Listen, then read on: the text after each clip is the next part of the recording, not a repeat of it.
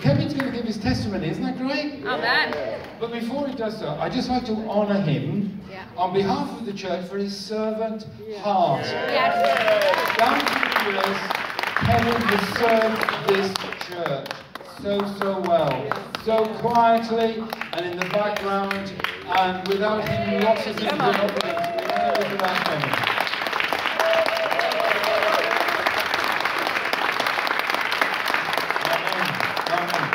Let's hear what God wants to say to us through you, Kevin. Good morning. Morning. This is set out as it will be done in Celebrate Recovery. So there may be one or two phrases or terms that you might not understand. So here we go. Hello, my name is Kevin. I'm a grateful believer in Jesus Christ who's recovering from alcoholism and depression. I was born in Romford to an Irish Catholic family. As far as I can remember, I had a happy childhood. We didn't have a great deal of money, but we were always well fed, well dressed and satisfied with what we had. I was the eldest of four, me, two brothers and my sister. The whole family, except my mother, went to church each week. I was an altar server and thoroughly enjoyed it. At the age of 9 or 10, I was sexually abused by one of the chief altar servers in the church. And from that moment on, I seemed to change. I felt ashamed. I didn't understand completely what was going on, and I blamed God. All my blame went to God. I did tell my father what happened, and he told me he would sort it out. I don't know what he did, but from then on, I never saw the man again. But I no longer wanted to go to church or be an altar server. I changed within myself. From being a very outgoing child, I withdrew into myself and appeared to become shy. I went to a Catholic school from junior years to senior years, and in the latter part of my senior years, I got in with the wrong crowd. I started shoplifting and stealing people's bikes and things like that. I left school at 15 with no certificates of any kind. I didn't really know what job to get, and I started off working in factories. I didn't make many friends and kept myself to myself. I was still shoplifting to get things I wanted. At the age of 17, I found alcohol. From that moment on, I used alcohol to stop me from being withdrawn, to come out of myself. It became my coping mechanism. From the beginning, I drank greedily. I always had to have more than anybody else, and I always ended up the same. I was drunk and causing trouble. When I was 18, I went with my family to West Hartlepool to say hello to relatives for Christmas. I met a young woman there and was attracted to her. I felt grown up. On my return home, I decided to go to live at West Hartlepool, to be with her, even though this upset my mother particularly. I got a bed sit and the young woman moved in with me. I was working for ICI and started to go out with some of the men from work who were heavy drinkers. The young woman didn't seem to mind this. After 6 or 7 months, she suggested we move to London. I didn't really want this, but did and stayed with my parents. We became engaged. I was still going out drinking because she didn't seem to mind, and then about 8 months later, she moved out. She had been seeing someone else from her work secretly. I was really hurt and just discovered I hadn't rejection. I was really hurt and I discovered I didn't handle rejection well. Drinking heavily and taking an overdose in my first suicide attempt. I was hospitalised. I'd always had a secret desire to join the army because of my cousin. I had who was in the army, and now I seriously considered it to get away and try to sort myself out. At the age of 22 I joined up. I think my parents were happy and relieved for me to join the army because the way I was acting, I was likely to end up in serious trouble. I joined the REME, Royal Electrical and Mechanical Engineers. From the moment I joined the army, I thoroughly enjoyed it. I seemed to find my home.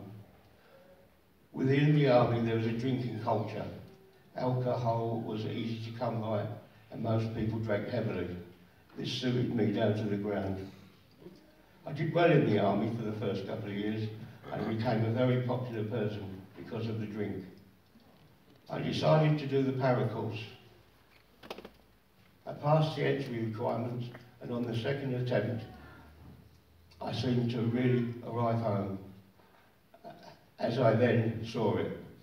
I did a couple of tours in Northern Ireland, went around the world with the airborne services and even worked as a film extra. It was all work and hard and played hard, and I thoroughly enjoyed it, though I never really had gotten over the girl I'd met at 18.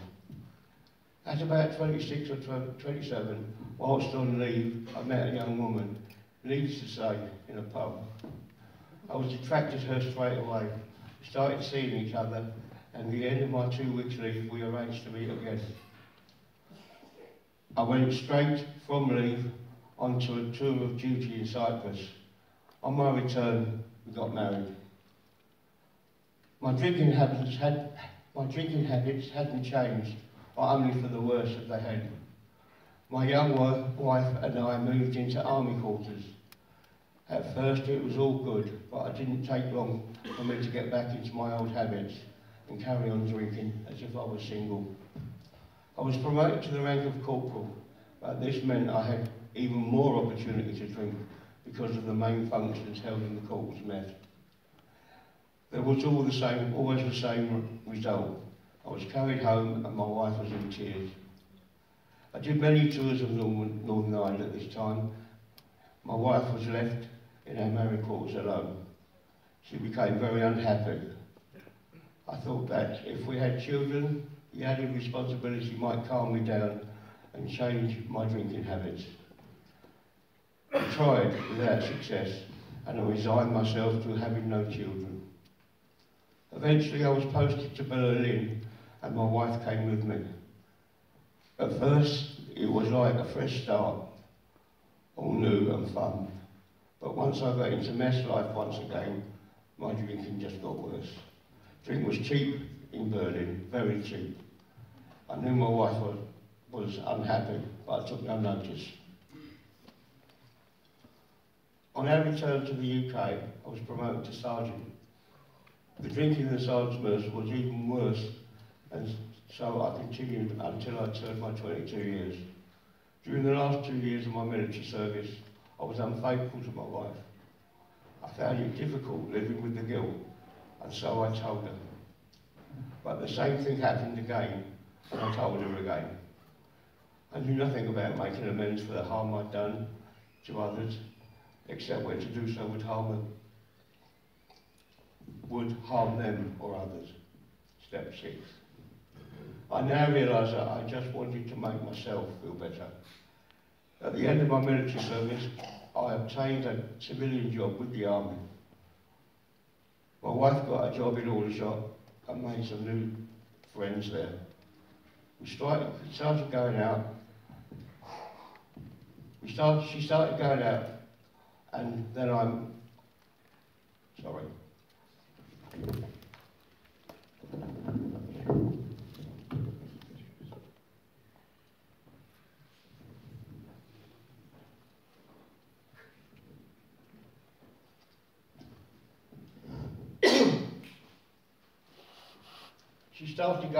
She started going out, and then one night, when she came home, I could see she was very troubled. She told me she was pregnant, and the child wasn't mine. I was gutted. But I did love her, and I told her we could stay together, and I would bring the child up as my own. We lived as a family for nearly 2 years, but then she told me she wanted a divorce. It was like a bombshell to me. I loved the little boy we had had, and I continued to support him.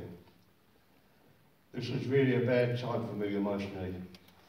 The civilian job with the army brought me close to cheap drink again, and it was now that the alcohol took over. I started drinking first thing in the morning until I collapsed at night. There was another suicide attempt. A couple of years on, I met a young woman. I don't know how, but she fell in love with me, despite my drinking, and I with her.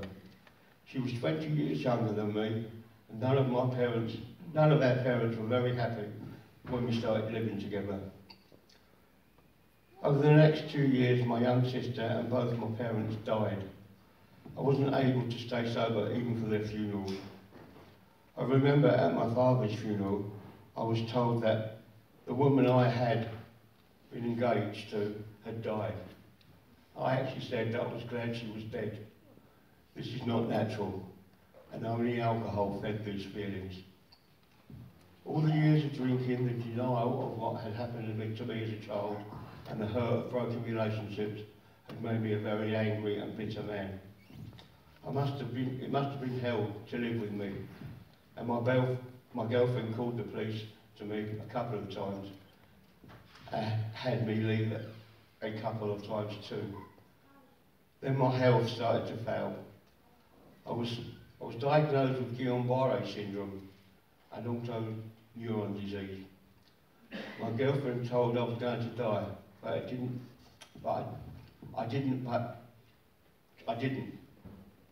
it took me over a year to get over it. After a year, I returned to my work with the army against my girlfriend's wishes. I continued to drink even though I was on a regime of drugs. My girlfriend told me that my drinking had to stop. I promised her it would. Another broken promise, like many others.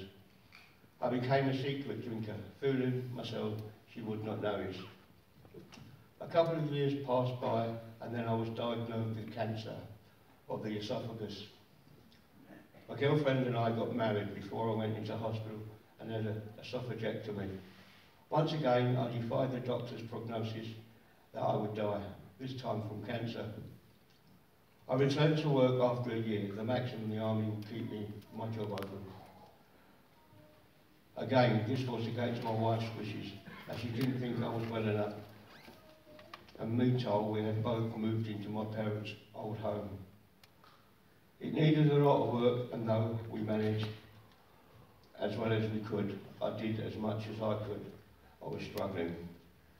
The memories of the past hurts and also revived, and I eventually had a nervous breakdown, attempting suicide again. I obviously wasn't very good at the suicide lock. I had to see a psychiatrist and was diagnosed with depression. I was medically discharged from the army.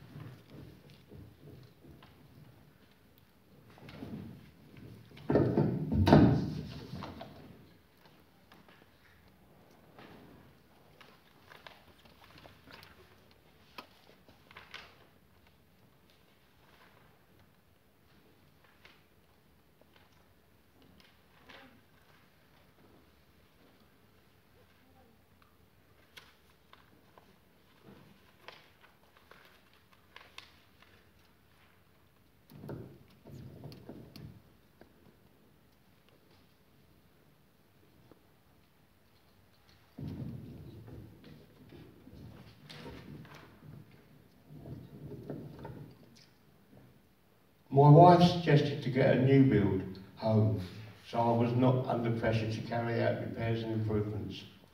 We moved to Corby. For about a year, things looked good and life was up. I didn't drink very much at all. The loneliness set in.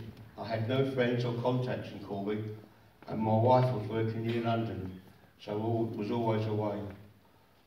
My solution was to drink again, secretly, as I thought, fooling myself that my wife did not notice.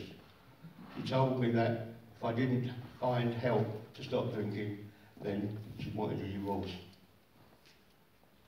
In September 2008, I went to Alcoholics Anonymous and I stopped drinking immediately. I'm not sure if it was because of the shock of my wife saying she would leave or discovering that AA wasn't full of down and outs, as I imagined, but people from all walks of life. But I finally decided to stop drinking for myself. I would avoid the alcoholic aisles in supermarkets, avoid meals in pubs, and avoid the bar areas in hotels. Eventually I lost the desire for alcohol. At one AA meeting I collapsed. I had suffered a TIA. I continued to do so over the following year. I relinquished all my driving licences. I am grateful to AA for helping me stop drinking, but I didn't find healing from my past hurts and the sexual abuse I had suffered as a childhood. I could not understand the AA doctrine that a higher power is the God of your understanding.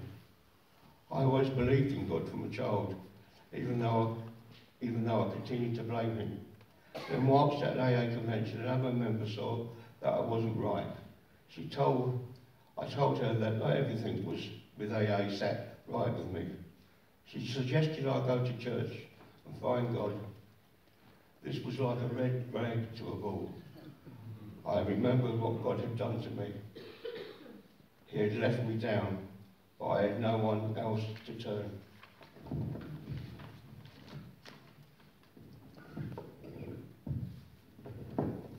So I went to church. I did an Alpha course and a couple of other courses, and things seemed to get a little better. But I still was finding that what I needed, but I still wasn't finding what I needed. I changed church and learned about forgiveness and grace. I went to Elim Bible Week and was filled with the Holy Spirit. I found a sort of peace. And over a period of time, I eventually found forgiveness in my heart for the man who had abused me. It seemed the weight of the world had been lifted off of me. I had no desire to drink anymore. I felt happy with God, my higher power, but I still struggled with depression. It made home life miserable, as I didn't want to do anything. In public, I could put on an act, but at this point, in April 2014, Hope Church started the pilot for Celebrate Recovery. When I was asked to be part of it with a view in helping on the programme, I immediately said yes. It was a privilege to work step 12. Having had a spiritual experience as a result of these steps, we try to carry this message to others and to practice the principles in all our affairs. Up until 2017, I attended both AA and Celebrate Recovery, but a number of contradictions between AA and the scripture approach of Celebrate Recovery caused so much conflict for me, I made a decision. I decided only to attend Celebrate Recovery, with this emphasis that I am not identified by my struggles, but that my identity is in being a new creation in Christ.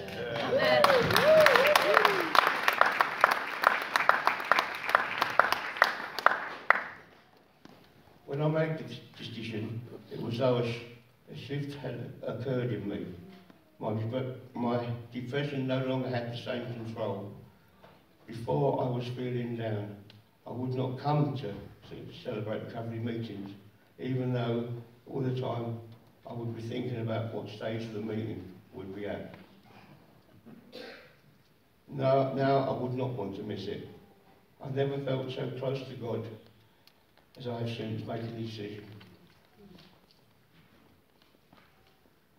Since I started my Celebrate Recovery journey, I have become a completely different person. My trust in people has gone from strength to strength. though I still struggle with some strangers. I love doing what I do within Celebrate Recovery, and I look forward to Fridays. No longer so I can start drinking and ruin other people's lives, but to better my walk with the Lord, and maybe some use in helping other people with their hurts, hang-ups and habits. When I was drinking, I lied a great deal, and it had become a habit. Though Celebrate Recovery, I've learned to be honest with myself and others. I'm no longer self-centered, and I think of others rather than myself. I have made amends at the graveside, or in some cases to others, but there were others that just didn't want to know. But I've done what God asked me to do. He has given me peace. Saying sorry now means something, whereas in the past it was just words. If I speak out of turn, I realise it, and I have to do something about it. Before I would just have said, so what, and left it. I've learnt to keep short the amount and make amends as soon as I can. Since I committed my life and my will to God and started Celebrate Recovery journey, my wife has seen a change in me, and I've regained her respect, which is a massive thing for me. I've also recovered my own self-respect. I continue with Celebrate Recovery journey because I know that working the steps provides my lifestyle a way of life that brings me freedom. I thank God even when I blamed him for the bad things, what happened in my life. He still held me, he still held on to me and brought me to this place and time. Thank you for listening.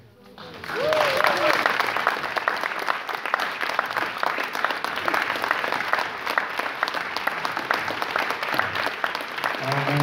Thank you. We thank you, Kevin, for your honesty.